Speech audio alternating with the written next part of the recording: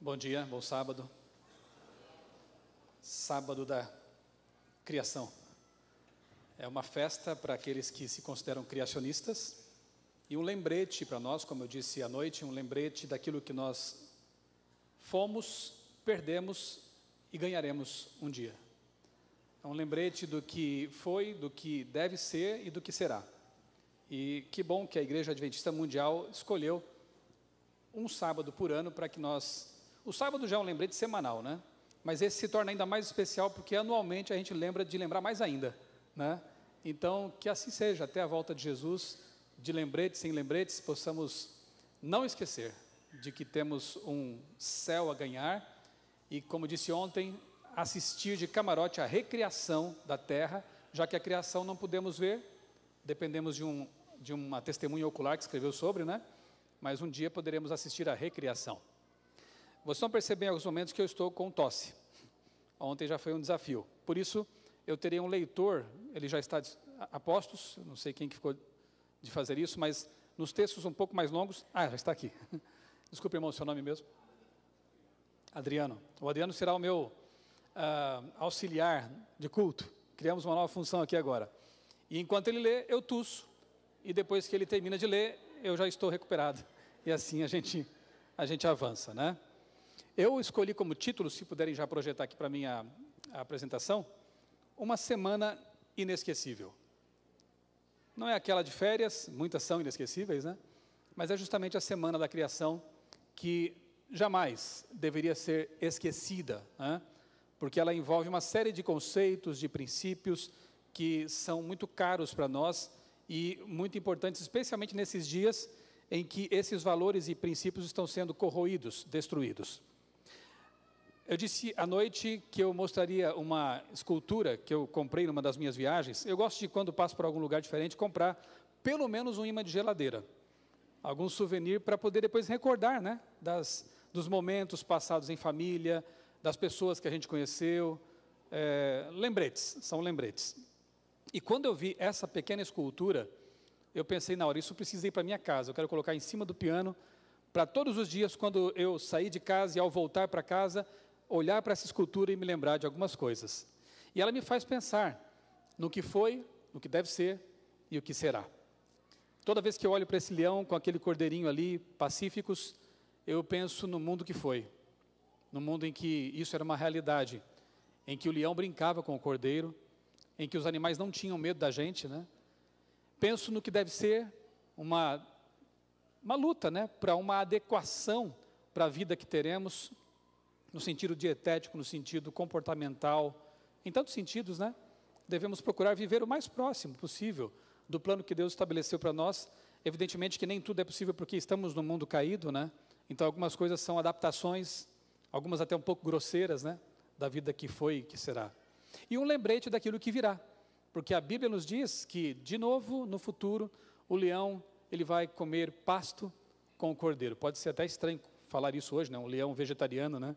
Mas voltará a ser assim, porque a morte não existia e não mais existirá. Então, realmente, a cadeia alimentar vai sofrer drásticas modificações. E eu gosto de contemplar essa estatuazinha por causa disso. Para mim é um lembrete. E a semana da criação, para nós, tem que ser esse lembrete. O sábado, especialmente, tem que ser esse lembrete semanal daquilo que foi, daquilo que será e do que deve ser também a nossa vida hoje, né? Vamos ler juntos esse texto, Isaías 45, verso 18, e você já vai entender porque eu coloquei como foto de fundo ali um bercinho, um quartinho de bebê. Isaías 45, 18.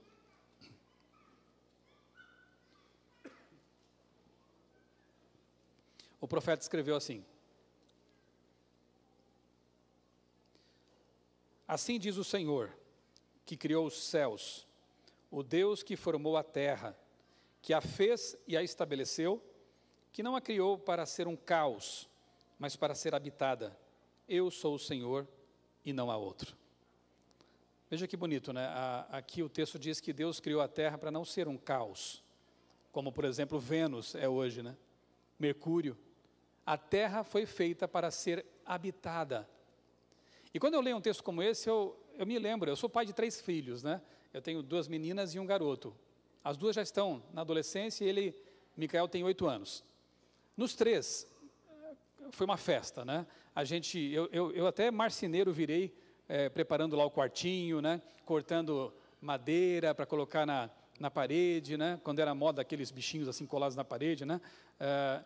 Então assim, foram momentos muito especiais de expectativa, de preparo para a chegada dos nossos filhinhos, né? E eu imagino, e vamos agora entrar realmente no relato da criação, lá em Gênesis, eu imagino Deus preparando o bercinho, o quartinho para a nossa chegada. E você percebe, quando lê esse relato, né, da Semana Inesquecível, que realmente há uma gradação, há um crescendo no relato, e uma preparação cada vez mais detalhada do ambiente para a chegada daqueles que eram realmente os mais aguardados. Não que as plantas não tenham sido feitas com carinho, não que os animais aquáticos, alados e quadrúpedes não tenham sido feitos com carinho, mas você percebe que o homem e a mulher, quando chegam no ambiente, aquilo tudo realmente faz muito sentido. Porque a terra foi feita para nos receber. Ontem nós vimos como o pensamento evolucionista, com todo o respeito que nós temos por aqueles que o advogam, né? Mas como o pensamento evolucionista, ele afasta a gente desse princípio tão nobre. Ele nos tira de um jardim, nos tira a ideia de que fomos esperados com muito carinho, com muita consideração, e nos passa uma ideia de que fomos, talvez tenhamos nos originado numa caverna, e seríamos apenas animais racionais, macacos pelados, como alguns dizem, né? Então há uma diferença muito grande de concepção, de um lado, em comparação com o outro, né? A Bíblia nos coloca numa origem nobre. Houve uma queda e depois haverá uma restauração.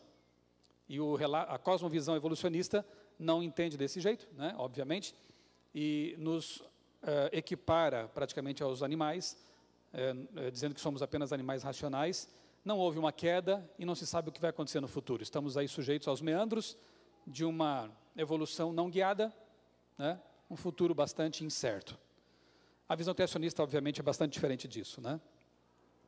Fomos esperados, fomos aguardados. Comecemos então pelo primeiro dia, e então Adriano já começa me ajudando com o relato. Gênesis capítulo 1, de 1 a 5. O que aconteceu no primeiro dia da criação? E você já pode deixar a sua Bíblia aberta aí, porque nós vamos agora nos divertir com o relato da criação. No princípio criou Deus os céus e a terra. A terra, porém, estava sem forma e vazia. Havia trevas sobre a face do abismo, e o Espírito de Deus pairava por sobre as águas. Disse Deus: haja luz, e houve luz.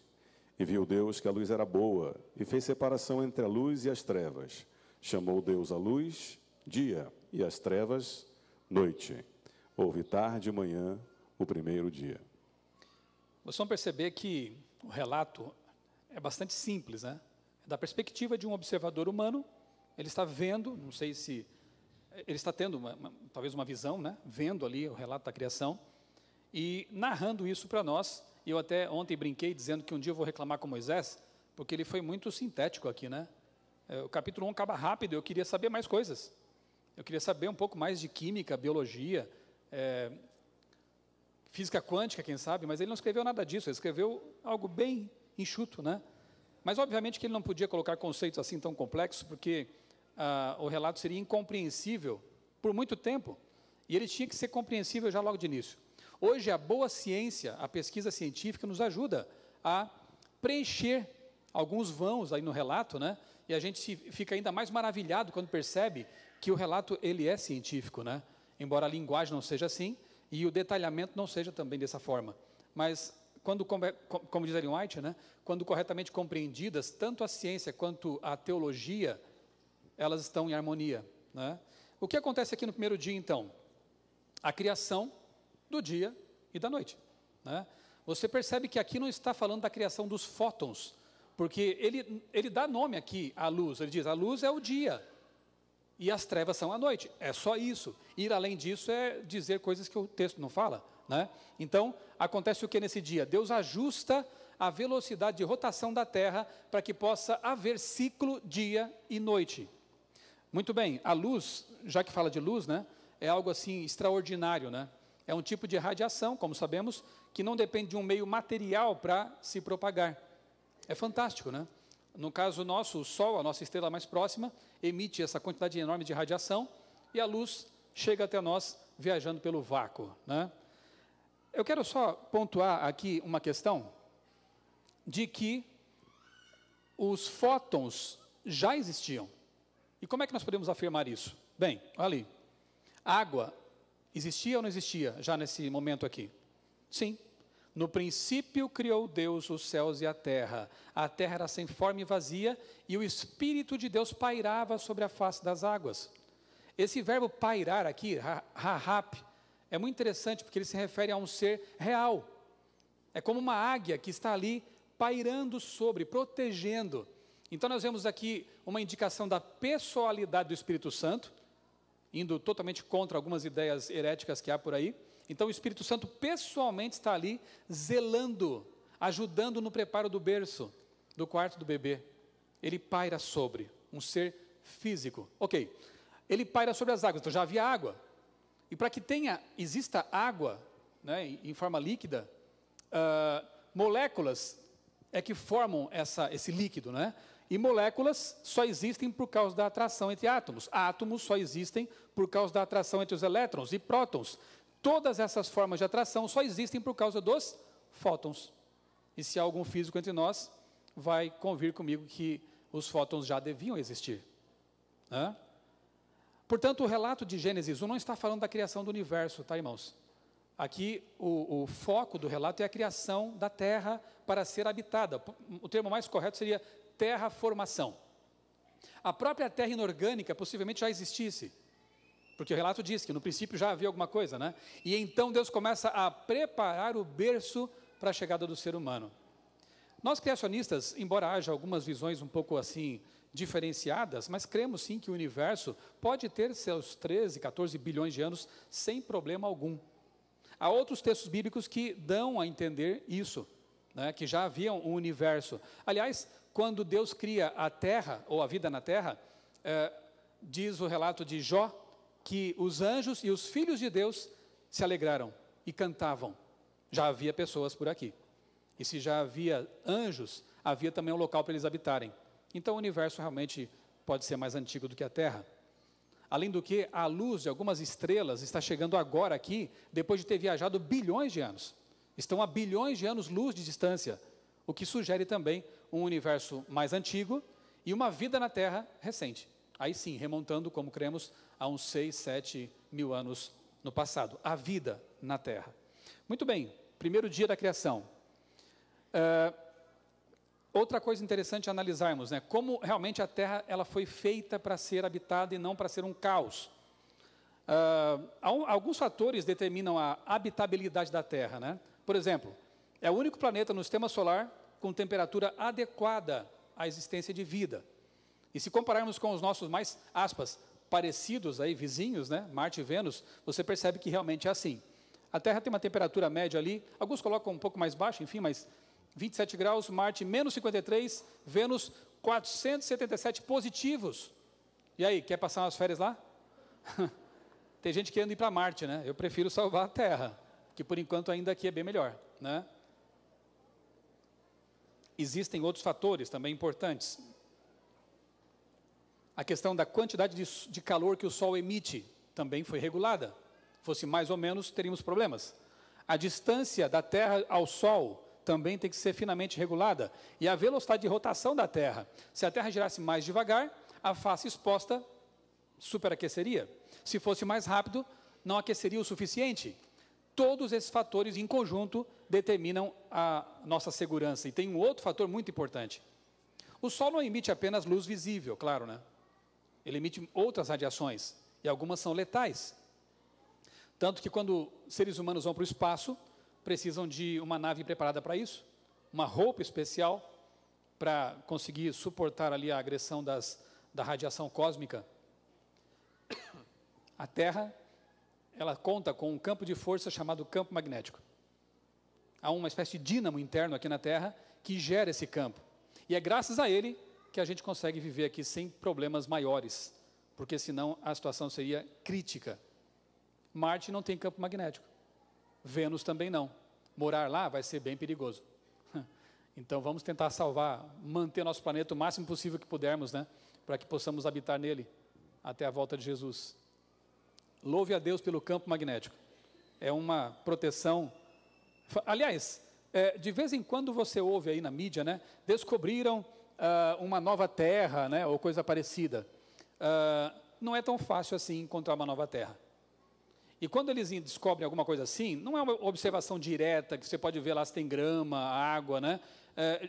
Eles conseguem ver isso pela oscilação no campo gravitacional das estrelas. Então dá para saber realmente que tem um planeta ali girando em torno daquela estrela.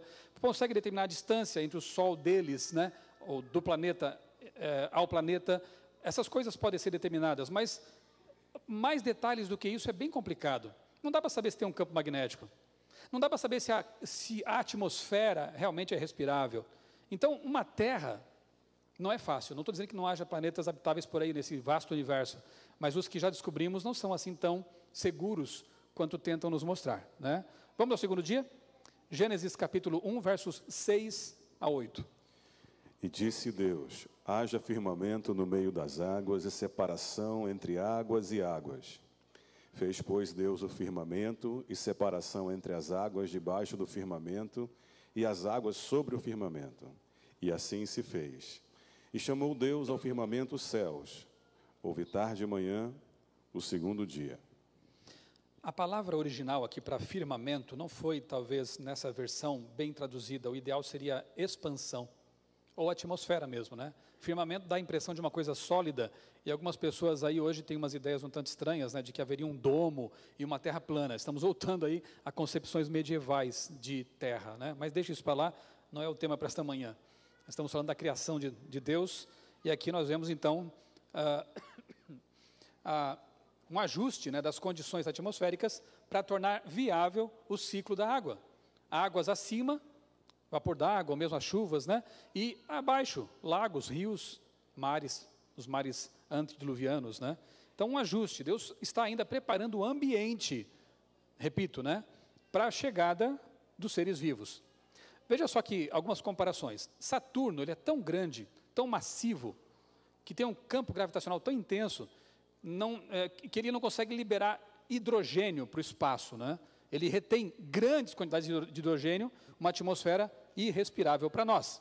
Na Terra, boa parte desses gases eles vazam para o espaço, porque o campo gravitacional da Terra não é tão intenso quanto o de Saturno. Já o Mercúrio é tão pequeno que praticamente não tem gravidade. E ele não consegue reter moléculas de gases, portanto não tem atmosfera. Até isso nós temos de ajustado, né? Uma gravidade suficiente para manter uma atmosfera respirável aqui para nós. Mais uma comparação, em questão de gases de atmosfera, né? Terra, 0,03% de CO2. Um traço, um pouquinho, mas já vou mostrar a vocês que esse é o traço necessário para a vida. Tem que ter 79% de nitrogênio, 21% oxigênio. Vamos ver Marte, nosso irmão aí? 98% de CO2. Não dá. Sufoca na hora, né? 2,7% de nitrogênio e 0,13% apenas de oxigênio. Vênus, quase igual. 95% de CO2, 1,9% de nitrogênio, alguns traços de oxigênio. Também não dá certo a férias por lá, né? Se você estava pensando. Na Terra, o 21% de oxigênio é o ideal para a nossa respiração. E olha que interessante, segundo alguns cientistas, se fossem 25%, os incêndios seriam inapagáveis. A combustão seria muito intensa. 4 pontos percentuais apenas para cima já tornaria a nossa atmosfera perigosa. Você vê como Isaías 45 realmente é verdadeiro, né?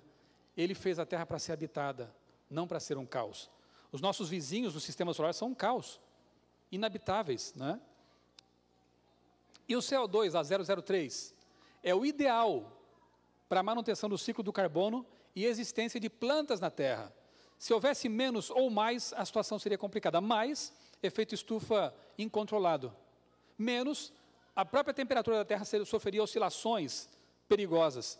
0,03, mantém a temperatura assim bastante equilibrada e o ciclo da vida é possível, o ciclo do carbono. Não é fantástico? Tudo perfeitamente ajustado. Vamos para o terceiro dia. Temos ainda alguns dias pela frente. Gênesis 1, 9 e 10. O que acontece nesse dia? Disse também Deus: Ajuntem-se as águas debaixo dos céus num só lugar, e apareça a porção seca, e assim se fez. A porção seca chamou Deus terra, e ao ajuntamento das águas, mares. E viu Deus que isso era bom. A terra já existia? Sim, tanto que o verbo aqui é apareça a porção seca, né? Então, Deus ele organiza a crosta e faz com que terras que estavam submersas, agora elas venham para cima e apareçam, para que, obviamente, possam ser povoadas depois pelas plantas, né? Então, aparece, e aqui a palavra terra é Eretz, não é planeta Terra. Em nenhum momento aqui está falando do planeta Terra, percebam, né? Claro que, de modo geral, é toda a terra, mas quando fala a terra, é a terra mesmo, onde nós pisamos, né? Deus está preparando ali o solo, as áreas habitáveis do planeta, ok? Lembrando que o relato se refere à criação da terra, da vida na terra. É o único planeta que conhecemos com água suficiente para sustentar a vida também. E você sabe que a água é uma maravilha, né? Química, né? Ela tem um comportamento diferenciado de outros líquidos. Por isso a vida marinha, mesmo quando a vida em lagos, né? Mesmo quando há um congelamento ali em cima, há vida embaixo, porque ela não se congela totalmente. Ela tem um comportamento bastante estranho. Quando a temperatura baixa muito, ela, em vez de se contrair mais, ela se expande. Pontes de hidrogênio, né? É uma coisa totalmente design inteligente, né? Porque os outros líquidos não fazem isso. E se ela não se comportasse desse jeito, repito, não haveria vida aquática em algumas regiões. 11 a 13 agora, Adriano. E disse, produz a terra relva, ervas que deem semente e árvores frutíferas que deem fruto, segundo a sua espécie, cuja semente esteja nele sobre a terra. E assim se fez. A terra, pois, produziu relva, ervas que davam semente, segundo a sua espécie, e árvores que davam fruto, cuja semente estava nele, conforme a sua espécie. E viu Deus que isso era bom, houve tarde e manhã, o terceiro dia. Se Deus viu que era bom, é porque era bom mesmo, né? E ele então cria as plantas para povoarem a porção seca que ele, fazia pouco tempo, tinha tirado debaixo das águas. E quando fala em planta, logo a gente pensa em algo que é realmente maravilhoso, chamado fotossíntese. Eu conversei há um tempo com uma amiga, que é doutora em biologia vegetal, doutora Keila Garcia, a respeito disso. E eu coloquei aqui são palavras dela, né, explicando um pouquinho a fotossíntese. Ela disse assim, que a fotossíntese, que significa literalmente síntese utilizando a luz, é o único processo de importância biológica que pode coletar e processar energia solar para sustentar a vida animal. É um processo complexo, estudado há quase 250 anos, sem, entretanto, ter sido completamente elucidado. Nós não conseguimos reproduzir a fotossíntese e nem sequer entendemos bem o processo, mesmo depois de 200 anos de estudos a respeito desse processo. Mas eu perguntei para ela, doutora, e é o seguinte, as plantas não têm mobilidade, elas não conseguem fugir do sol, a gente se esconde, né? Quando o sol está muito forte, a gente põe um boné, a gente vai para dentro de casa, mas elas não podem, elas ficam lá expostas. Não haveria uma sobrecarga, não? Ela me disse algo que eu fiquei ainda mais maravilhado. As plantas dispõem de válvulas que liberam o excesso de energia, caso elas sejam superexpostas. Gente, é muita presciência, né? É muito planejamento, é muita maquinária para alguém dizer que isso é resultado de mutações aleatórias filtradas por seleção natural cega. Eu vejo presciência, eu vejo design inteligente em cada detalhe. As plantas nos oferecem o oxigênio, nos oferecem o alimento excedente e ainda assim são capazes de suportar altas temperaturas ou superexposição solar porque elas têm dispositivos que fazem com que elas possam liberar esse excesso. É incrível. E Deus só podia dizer mesmo que era muito bom isso aí, né? Porque ainda não disse muito bom, mas disse que é bom, né? E se Deus disse que é bom, é porque é bom mesmo, né? É muito bem feito. Avancemos, a semana não terminou. Vamos para o quarto dia, 14 a 19, o que Deus faz no quarto dia. Disse também Deus, haja luzeiros no firmamento dos céus para fazerem separação entre o dia e a noite, e sejam eles para sinais, para estações e para dias e anos, e sejam para luzeiros no firmamento dos céus para iluminar a terra. E assim se fez. Fez Deus os dois grandes luzeiros, o maior para governar o dia e o menor para governar a noite. E fez também as estrelas, e os colocou no firmamento dos céus para iluminarem a terra, para governarem o dia e a noite e fazerem separação entre a luz e as trevas. E viu Deus que isso era bom. Houve tarde e manhã, o quarto dia. Aqui também existem algumas divergências entre criacionistas. Há alguns que pensam que Deus poderia ter criado no quarto dia mesmo o Sol e a Lua. E há um outro grupo, me enquadro nesse, que crê que ele pode ter criado o Sol e a Lua bem antes disso. E no quarto dia, então, ele faz aparecer. Porque, interessante, a estrutura ali do hebraico é muito parecida com o que acontece no dia anterior, quando ele faz com que apareça a porção seca. Aqui ele faz com que apareçam os grandes luminares. É possível que a atmosfera fosse tão espessa anteriormente, que aqui Deus então a torna mais translúcida, e finalmente a luz do Sol e da Lua passam a ser observadas pelo observador, no caso Moisés. Então, pode ser, repito, não estou aqui afirmando categoricamente, que Sol e Lua já existissem, e Deus agora faz com que eles apareçam. É muito improvável que as estrelas todas tenham sido criadas no quarto dia, né? Por vários motivos, já apresentei alguns para vocês, e inclusive o próprio texto, né, quando vamos lá ao hebraico, né, a gente vê que esse "e fez" também não está no original. Na verdade, o texto original diz: Deus fez o luminar maior para governar o dia, o luminar menor para governar a noite e as estrelas. É assim que o texto está, simplesmente assim. Então a Lua governa as estrelas em que sentido? Repito, da perspectiva de um observador na Terra, qual é o corpo celeste mais luminoso no céu à noite? É a Lua. Então, numa linguagem quase que poética, ele diz: a Lua governa a noite, inclusive as estrelas. O relato não está falando da criação das estrelas, ok? Depois, com o tempo, você pode investigar isso aí um pouco mais, né? Nós não temos tempo, temos só uma semana para investigar tanta coisa, né? Poucos minutos, na verdade. A Lua tem um tamanho adequado e a distância precisa para fazer o quê? Não pense que a Lua é só para iluminar a noite para os namorados, também, né? Mas ela tem funções ainda importantes na manutenção da vida. Ela é uma espécie de contrapeso. Ela regula o giro e a inclinação da Terra. Sem Lua, o giro da Terra seria muito errático e nós não poderíamos sobreviver a isso. Além disso, é a Lua que controla as marés. Sabiam disso? Graças à Lua, as marés não varrem os continentes como tsunamis gigantes e depois recuam. Elas vão até onde devem ir e voltam. A Lua regula isso. Agora, ela não tem nada a ver com corte de cabelo, tá? Me desculpe dizer isso para vocês. Eu já experimentei e não deu certo. O nosso cabelo tem uma massa desprezível, né? Alguns menos até do que outros.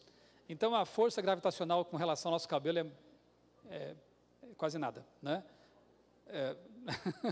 Agora, com relação às marés, sim. A massa, né, dos mares é bastante considerável e ela afeta, sim, esse movimento. Então, você pode cortar o cabelo na lua cheia, na lua nova, na lua minguante, não tem diferença nenhuma, tá bom? Corte quando você quiser. Avancemos aqui, vamos para o quinto dia, estamos chegando já ao gran finale, né? Ainda não, tem um pouquinho pela frente. Vamos ver o que diz ali o relato nos versos 20 a 23. Disse também Deus: povoem-se as águas de enxames de seres viventes, e voem as aves sobre a terra, sobre o firmamento dos céus. Criou, pois, Deus os grandes animais marinhos e todos os seres viventes que rastejam, os quais povoavam as águas, segundo as suas espécies, e todas as aves, segundo as suas espécies. E viu Deus que isso era bom. E Deus os abençoou, dizendo: sede fecundos, multiplicai-vos e enchei as águas dos mares, e na terra se multipliquem as aves. Houve tarde e manhã, o quinto dia. Podia falar muita coisa sobre aves e peixes, né? Que são animais maravilhosos, mas o tempo não permite. Eu escolhi um detalhe. Convenhamos que o sonar foi uma invenção muito inteligente e é muito útil, né? Especialmente depois do afundamento do Titanic, eles correram para desenvolver algum tipo de tecnologia que pudesse prevenir, né? Choque com pedras, icebergs. Nas guerras também foi muito utilizado, vem sendo utilizado atualmente, né, por submarinos e navios. Navegação por submarino seria impossível sem o sonar. Palmas para quem inventou esse dispositivo, né, essa tecnologia muito inteligente. Só que há mais de 6.000 anos, alguns animais já dispunham e dispõem do chamado sentido de ecolocalização. E eu escolhi dois bem distantes na suposta história evolutiva, ou na suposta no suposto parentesco evolutivo. Peguei um aquático e um mamífero alado, um morcego e um golfinho. Curiosamente, nos dois, é o mesmo tipo de gene que codifica a função de ecolocalização. Um gene apenas. Se esse gene se alterasse ao longo da história evolutiva, o bichinho perderia a capacidade de localização por eco, né? Sonar. Se ele se modificasse em algum momento, também poderia alterar esse sentido. Ele teve que permanecer assim ao longo da história evolutiva. Bem, para mim isso é uma assinatura de um autor, do artista, né? Quando você vê uma marca, algum tipo de sistema que é único, mas que ele está em vários tipos de seres vivos, a gente percebe uma marca ali. Como acontece com o DNA, por exemplo. O DNA que fez com que Francis Collins, diretor do projeto Genoma, se convertesse e deixasse de ser ateu para se tornar um cristão. Leia o livro A Linguagem de Deus. A Linguagem de Deus. Francis Collins, diretor do projeto Genoma. 10 anos pesquisando o genoma. Ele chega um momento que ele diz, eu não consigo mais não crer. Porque se há um código, há um codificador. Se há informação, é porque alguém forneceu essa informação. E hoje ele é um cristão. Francis Collins, né? Estudando coisas como esta aí, né? Sonar, um sonar natural, que existe desde sempre, não é tecnologia de ponta, é uma coisa já de há muito tempo. 24:31, sexto dia. Disse também Deus, produz a terra seres viventes, conforme a sua espécie, animais domésticos, répteis e animais selváticos, segundo a sua espécie. E assim se fez. E fez Deus os animais selváticos, segundo a sua espécie, e os animais domésticos, conforme a sua espécie, e todos os répteis da terra, conforme a sua espécie, e viu Deus que isso era bom. Também disse Deus, façamos o homem à nossa imagem, conforme a nossa semelhança. Tenha ele domínio sobre os peixes do mar, sobre as aves dos céus, sobre os animais domésticos, sobre toda a terra e sobre todos os répteis que rastejam pela terra. Criou Deus, pois, o homem à sua imagem, a imagem de Deus o criou, homem e mulher os criou. E Deus os abençoou e lhes disse, sede fecundos, multiplicai-vos, enchei a terra e sujeitai-a. Dominai sobre os peixes do mar, sobre as aves dos céus e sobre todo animal que rasteja pela terra. E disse Deus ainda, eis que vos tenho dado todas as ervas que dão semente e se acham na superfície de toda a terra, e todas as árvores em que há fruto que dê semente. Isso vos será para mantimento.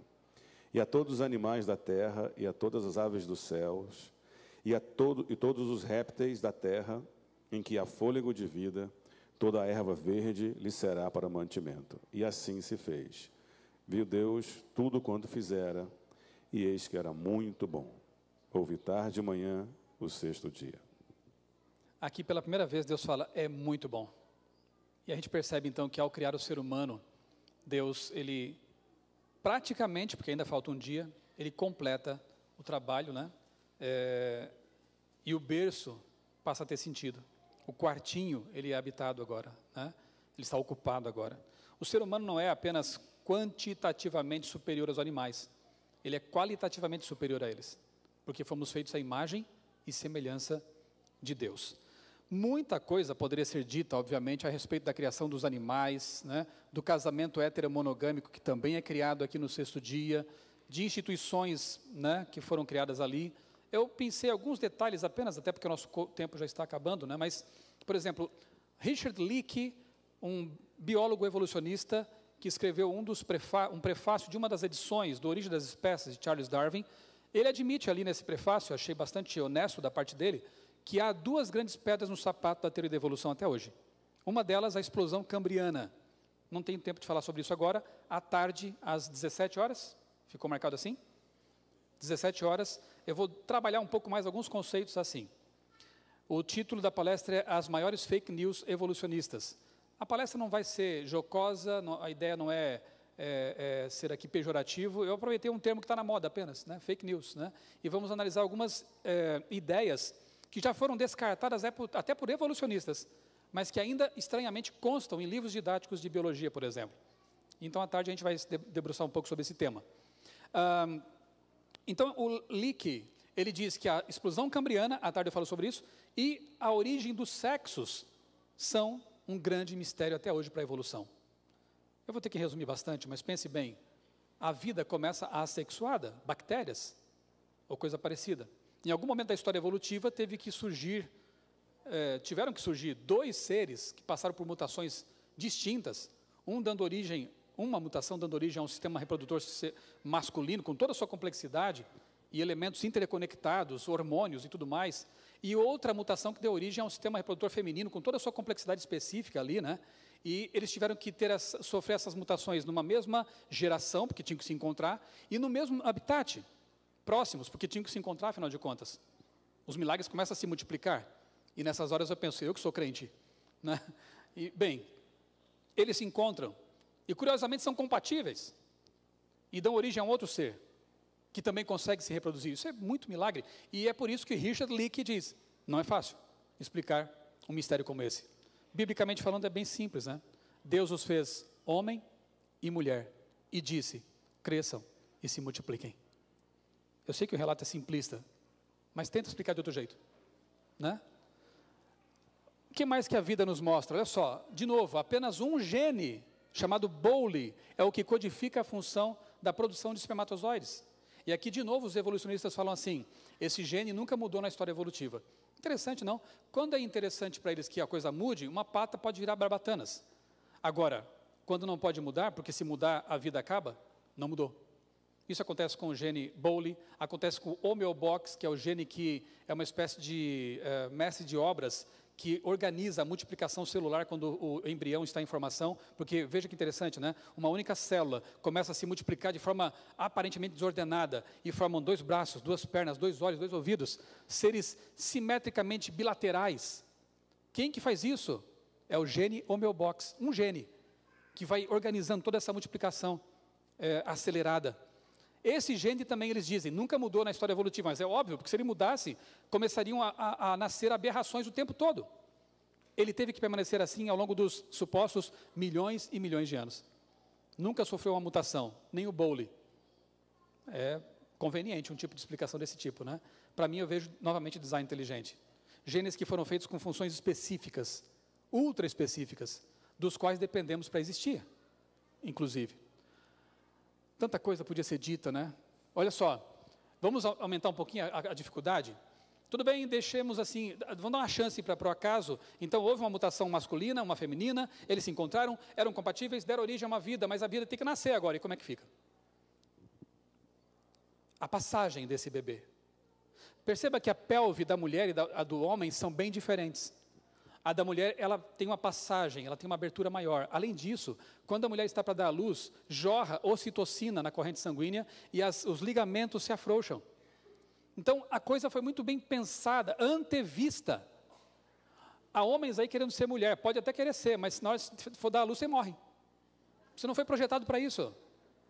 Vai ter que ser cesárea o tempo todo. Porque a mulher foi belamente projetada para abrigar a vida e dar a luz a essa vida. Só que o primeiro bebê tinha que nascer, e como é que o corpo já sabia disso? Como é que os organismos já sabiam disso? Antevisão, planejamento. Só pode ser desse jeito, né?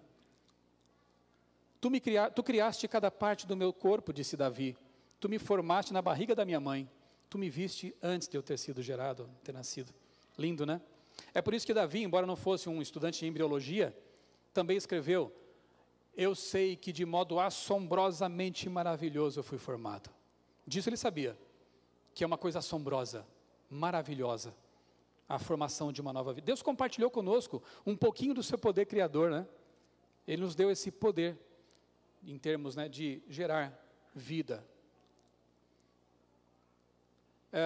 Aqui, eu queria fazer uma viagem com vocês dentro de uma célula, mas o tempo já está se esgotando. Eu vou mencionar apenas, eu quero só mostrar essa animação. Por favor, clica no meio da tela. Nós vamos ver uma kinesina, uma máquina molecular, caminhando ali no microtúbulo e levando nas costas uma vesícula. Dentro da célula, olha que coisa impressionante. Eu gosto muito dessa maquininha aí, eu acho simpática. Ela literalmente caminha nos microtúbulos, né? Quantas células nós temos? Trilhões. E cada uma dessas células tem milhares de robozinhos moleculares chamados kinesinas. Quantos robozinhos temos então? Aí, não sei, 1000 vezes trilhões, né? Alguém aqui está preocupado nesse momento com a movimentação das kinesinas? Você está pensando assim, o kinesina no dedinho do pé, por favor, leva essa vesícula para o lado esquerdo da célula, porque estão precisando lá. Você está pensando nisso? Graças a Deus.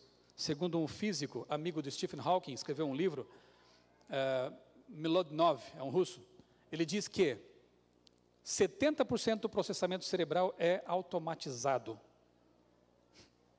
70% são automatizados. 30% é o que você está usando agora para pensar na minha palestra, espero que sim, né? Esteja concentrado aqui. 30% é para você se divertir, para você pensar, para você sonhar, para você amar.